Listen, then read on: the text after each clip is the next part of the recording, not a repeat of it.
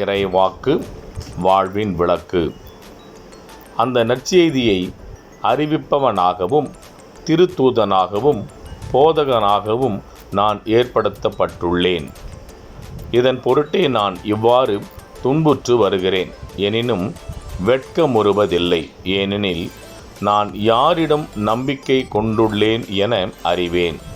அவர் என்னிடம் ஒப்படைத்ததை இறுதி நாள் வரை காத்திட வல்லவர் என்கிற உறுதியான நம்பிக்கை எனக்கு உண்டு.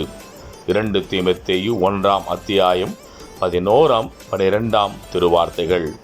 சுருக்க விளக்கம். ஆண்டவரின் திருப்பணிக்காய் அழைக்கப்பட்டு செயல்பட முயலும்போது எதிர்ப்படும் எதிர்ப்புகள், தோல்விகள், போராட்டங்கள், அவமானங்கள், சூழ்ச்சிகள், கஷ்டங்கள், மனவேதனைகள் அனைத்தையும் அழைத்தவரை முன்னிட்டும் இறுதி வரை அவர் நம்முடன் இருந்து வழிநடத்துவார் என்கின்ற நம்பிக்கையை முன்னிட்டும் பொறுத்து கொண்டு தொடர்ந்து செயல்படவே அழைக்கப்படுகின்றோம். முயற்சி செய்வோம். ஆமேன்.